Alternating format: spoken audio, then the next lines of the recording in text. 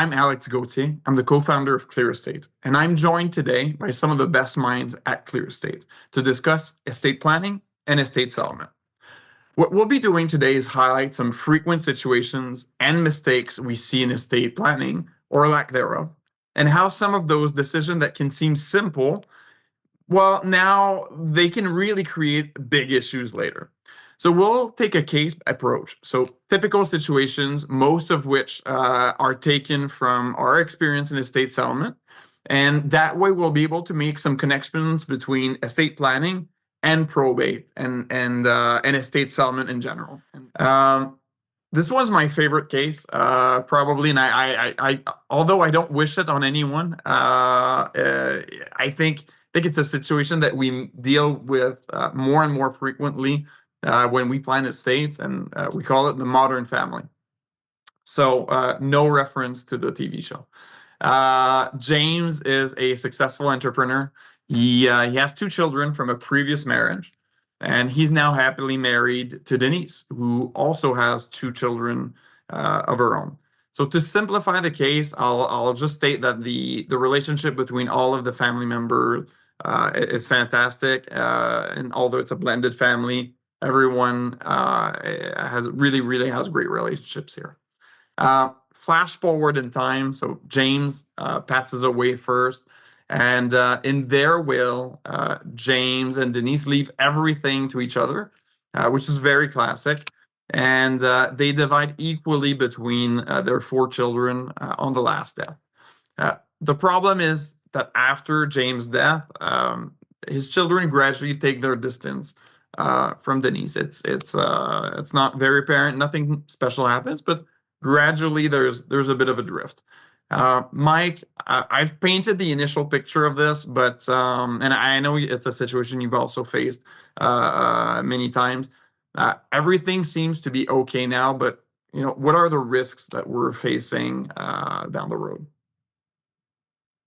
Thanks, Alex. I agree. This is a very important case. We see this very frequently at Clear Estate. As you noted, James and Denise built a loving blended family, and they want to leave everything equally to their four respective children. And their wills end up reflecting that intention, but leaving everything to the surviving spouse and then to those four children. But as we'll see, without the safeguards, things don't always go as planned. One of the first sort of oversights or things that was overlooked is them not anticipating that relationship dynamics would change over time. So in this case, James passes away first, and unfortunately, his kids' relationship with their stepmother Denise unfortunately gradually fade, which is something they didn't contemplate in the planning, and that really sort of feeds into the second issue, which is not being able to rule from the grave. So later on, after James passed away, Denise updated her will many years later, and she was actually legally able to exclude James's children. She was no longer close with them, despite their father's original wishes. And this is actually a very common issue that we see with blended families, where they're relying on goodwill between spouses rather than strict legal protections. As we'll see, James's children were not the beneficiaries in the way that they expected, but I'll pass it over to Sarah now, and she can give us the details of how that played out. Thanks, Mike. So I think Mike laid it out very well there. And as he mentioned, this is not uncommon in terms of scenarios that we typically see. And at the end of the day, like, the result is that James's children are, of course, devastated. Like, they never questioned whether or not they would ultimately receive, a share of their dad's estate, right? And regardless of whether their relationship faded, and so they were quite surprised and upset that this happened, and they sought legal remedies to rectify it in their minds in terms of the receiving a share of the estate, and that is, again, the legal process involved with contesting an estate is significant in terms of both time and expenses. It's ultimately, litigation that you're seeking. And in this case, they ultimately did not receive anything. That may not always be the case, and some jurisdictions, like British Columbia, for example, has a bit more remedies to benefit those who would normally expect to receive from an estate. But generally speaking, Canada believes in testamentary freedom, which means that you have the right to distribute your estate as you see fit, with the exception of certain obligations to a spouse or to minors or financial dependents. You can distribute your estate as you see fit other than that. And so blended families really do require careful planning. And I do always like to stress that, you should always make sure that moral obligations actually align with legal obligations, because moral obligations alone doesn't necessarily guarantee that things will transpire as you expect. And again, this might be a case where life insurance could have been considered as well, amongst other strategies that could have potentially been thought of, including a trust, for example. Sarah, in most cases, we see families typically appointing their spouse as the executor, and then their children or one of the children as the executor of the will. And that's typically fine, especially if the children live in province or have easy access to oversee properties and such. I know we typically recommend against that for blended families. So what's the best practice here? Yeah, this is a great question. So oftentimes, like when you're appointing your executor, you're asking them to fulfill a responsibility to the estate beneficiaries, right? And that's we can look at that as like a hat that they're wearing, that they're, responsible to account to the beneficiaries and do right by the beneficiaries without favoring any one particular beneficiary. But typically, your spouse or your child is also a beneficiary themselves of the estate, in which case they're wearing a hat as a beneficiary too, right? So, and particularly with blended families where the relationships, the obligations, the expectations can be a little bit more complicated or nuanced. In those cases, oftentimes it's maybe best or recommended that you consider a more neutral kind of third party executor and potentially trustee if you create a trust, including considering a professional executor for sure can benefit the whole family by kind of removing that having somebody neutral that knows what they're doing and just comes in and takes that burden off of the family member's shoulders. Thank you, Sarah. So we have Nancy and Paul, who both live in Ontario. They have 2 adult children and 4 minor grandchildren. Their children, however, Trevor and Claire, they have successful careers abroad. So they do not live in Ontario, and they're so we have Trevor in Amsterdam and Claire in New York. They've appointed Trevor as the executor, and they're leaving quite a significant inheritance behind.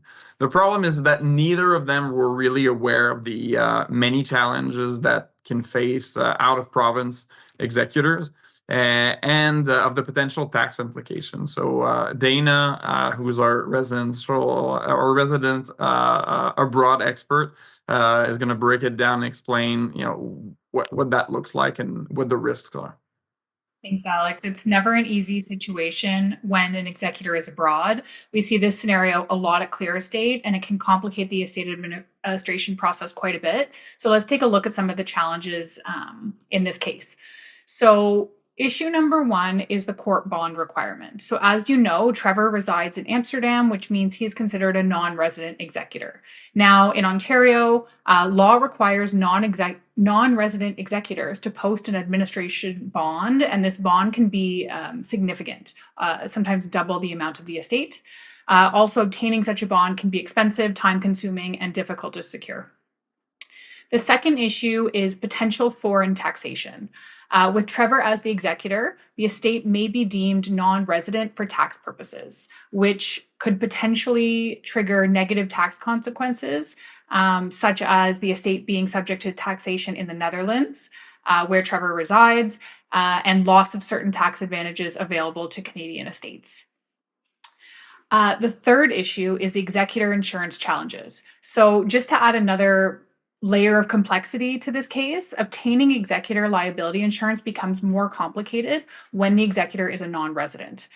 This insurance is really, really important for an executor because, as you may or may not know, executors can be held personally liable for mistakes made during the settlement of an estate. So the difficulty in securing executor insurance leaves Trevor more vulnerable to potential legal challenges throughout the estate settlement process.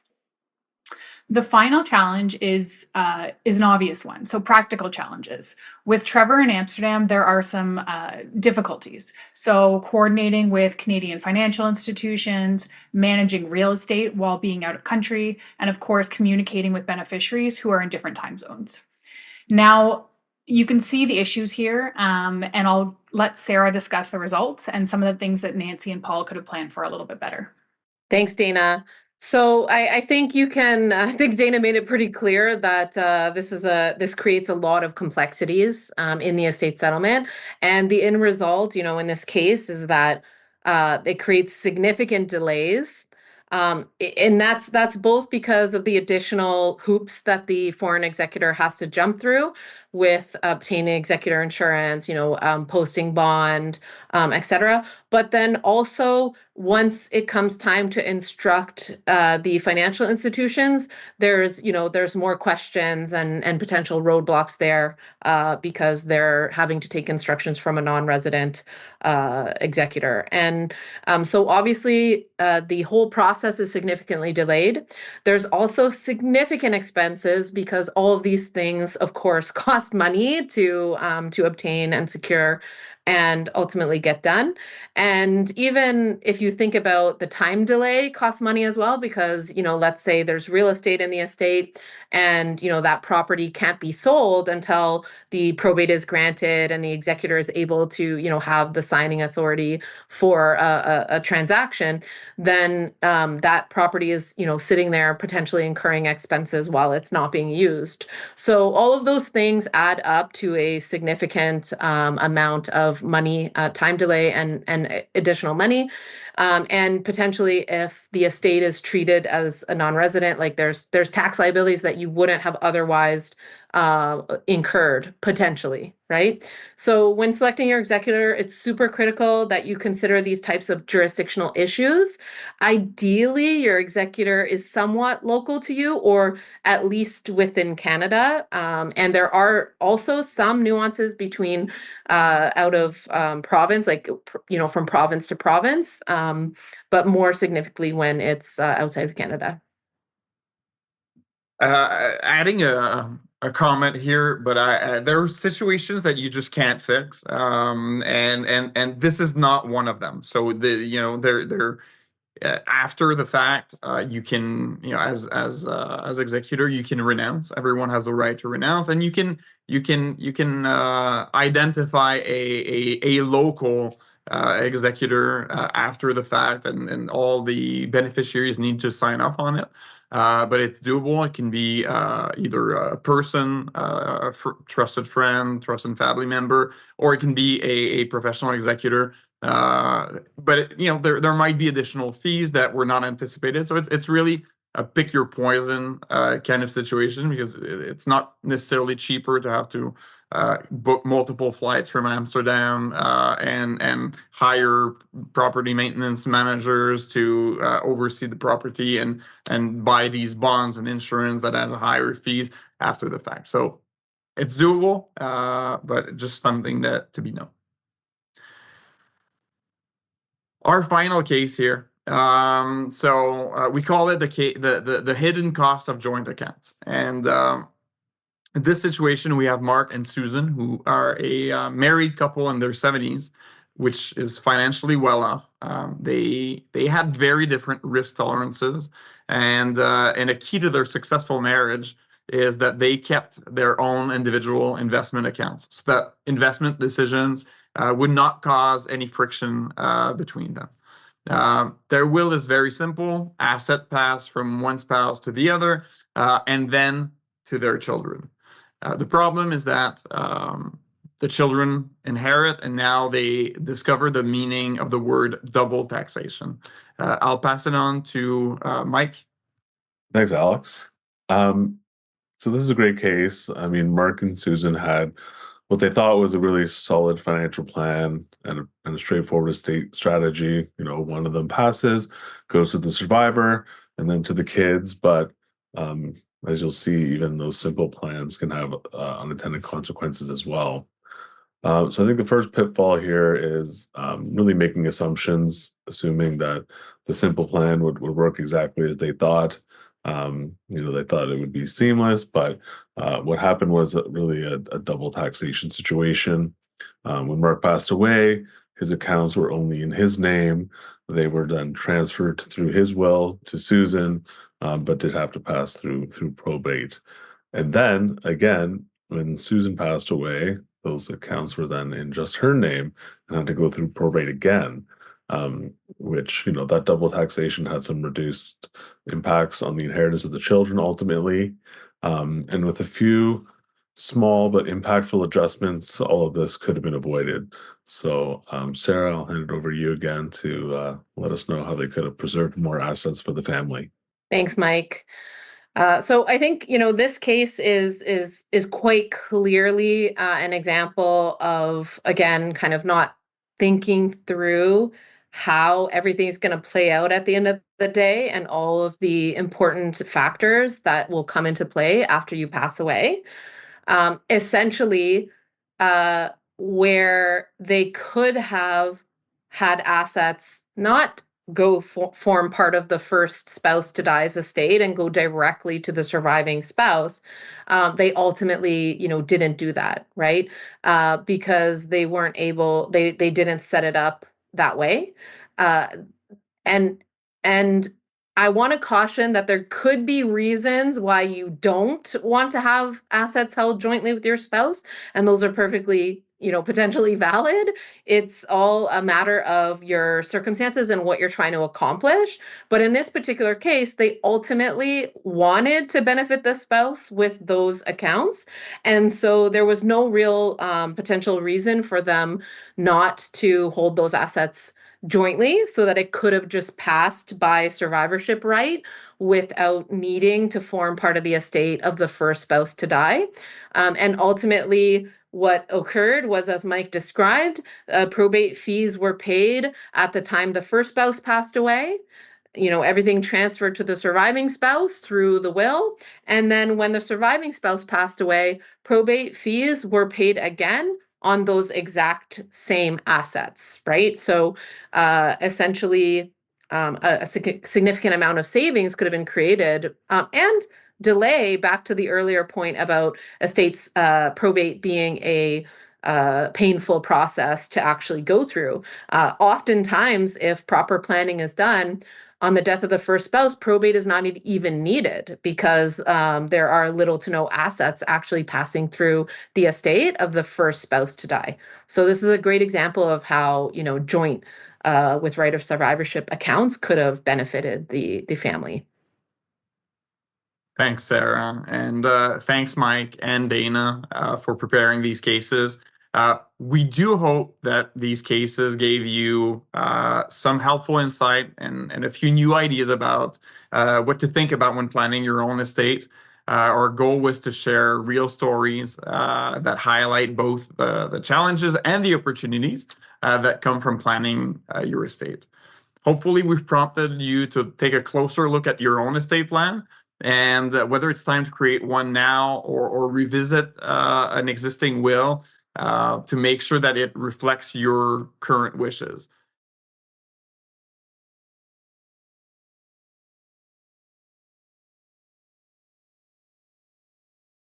Now, we're going to address some of the questions that we get asked a lot. So let's call them very frequently asked questions.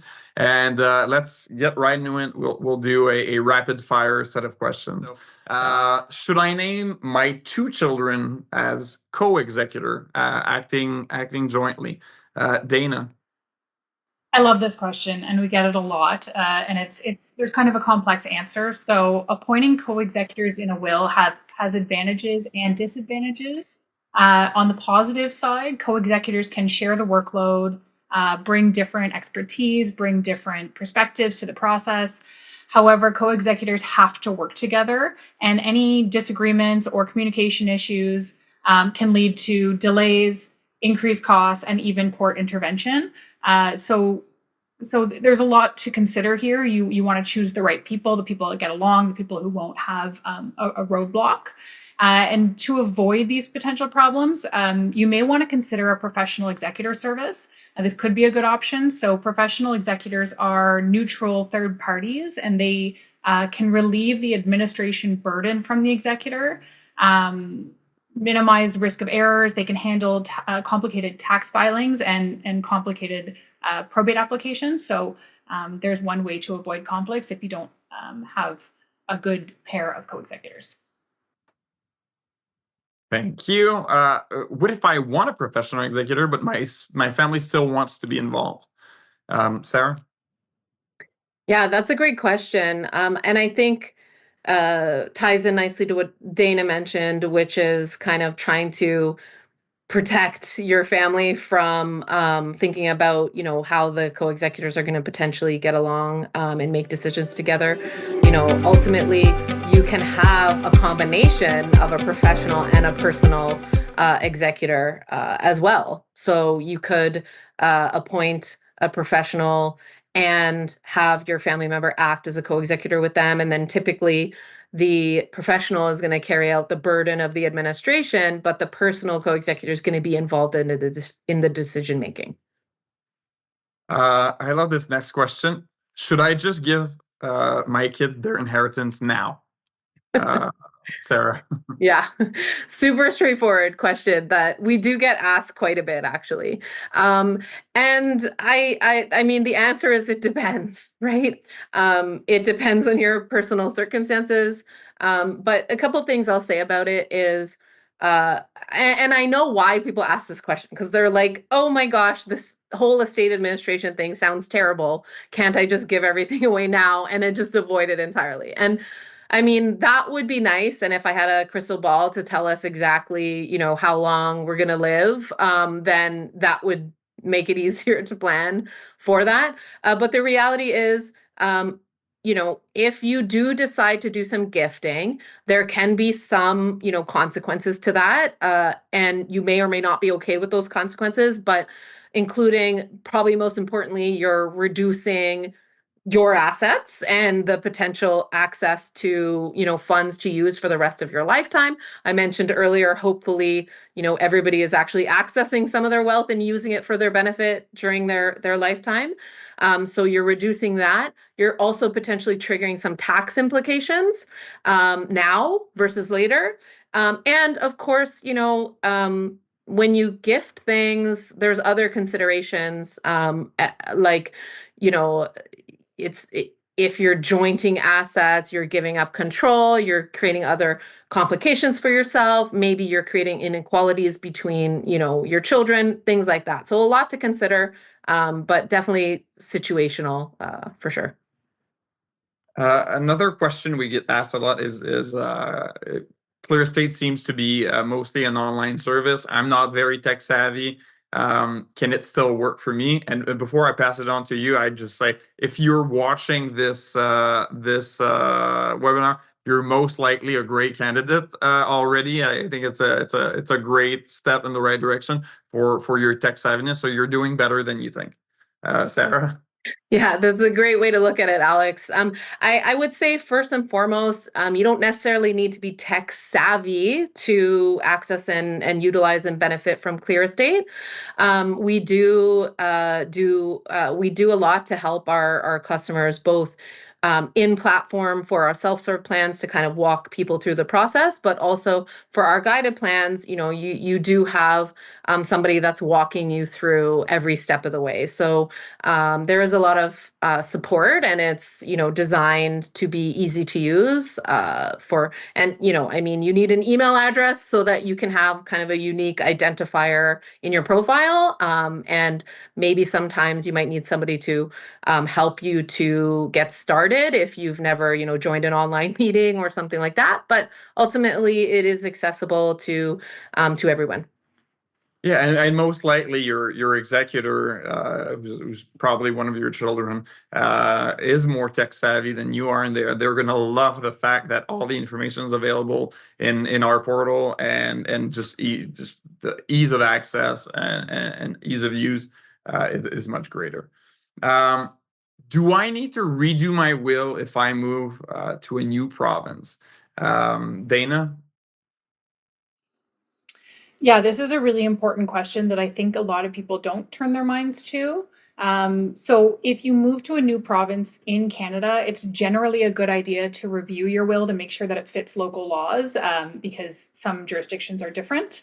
While your will is probably valid across provinces, there are different rules that might cause issues if your will doesn't match the new province's rules. So, it could be challenged or considered invalid. So to avoid these issues, making a new will is a really good idea. And just as a disclaimer, this is especially important if you're moving to or from Quebec, because Quebec is significantly different from other provinces. Thank you. What if I have a beneficiary with a disability? Yeah, that's a great question. So certainly your beneficiaries' unique individual circumstances should always be thought about when you're doing your own estate planning. But in particular, when your beneficiary has a disability or perhaps even some other type of vulnerability like mental health or addiction or things like that, it's very important to think through the plan as it will, come into play for them.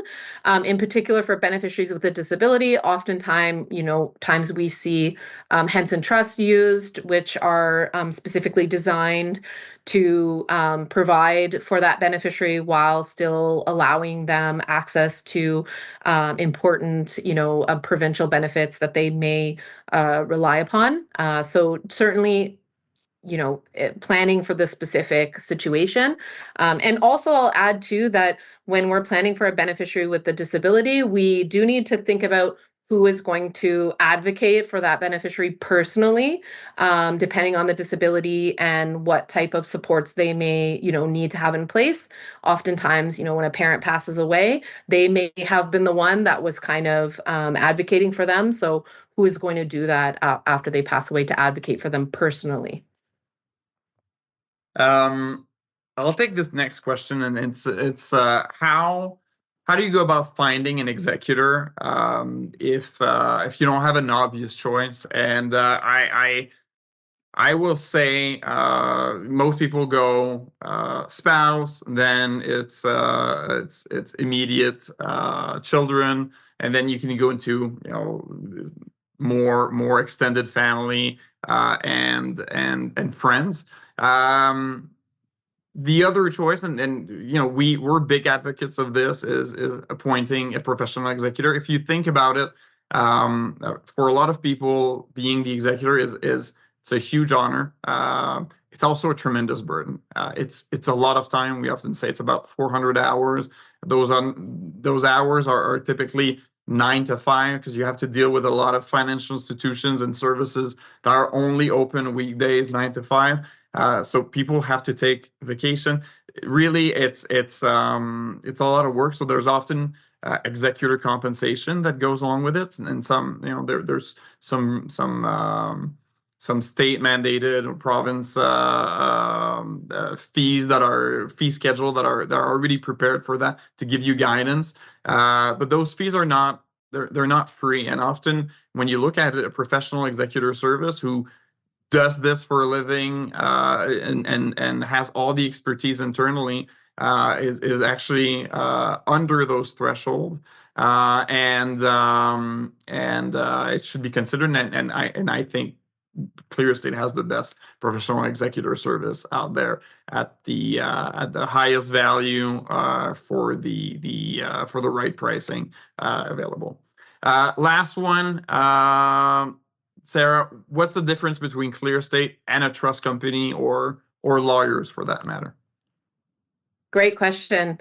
So first, I think everyone should understand that the sort of mandate across most provinces for a executor in terms of compensation, whether that's a lay executor, so your family member and friend, or a professional, is actually 5% of the value of the estate. So that's typical in terms of executor compensation. What lawyers would typically do is charge the full 5%. Trust companies would charge a tiered fee schedule, typically based on the value of the assets. So as the value of the assets goes up, you would achieve a lower overall blended fee, but that starting at around 4% is usual. And you have to have a minimum estate value to really even be able to access trust company services. And it depends on the particular trust company. At ClearEstate, we charge 1% of the value of the estate, and our goal is to make it accessible for everyone. But I'll also add that because of our tech-based and tech-driven solution, where we collect and compile all of the important information and documentation that's needed, we actually also aim to make the estate settlement process easier and more efficient when that time ultimately does come. And that's a wrap. So thank you so much for joining us today. If you have any questions about your own estate plan and want to better understand your options, we'd love to help. We offer free consultations, so feel free to book a free consultation with ClearEstate to chat with one of our experts. We're here to make the process easier and more approachable. So no matter where you're starting from, we have a plan that should meet your expectations.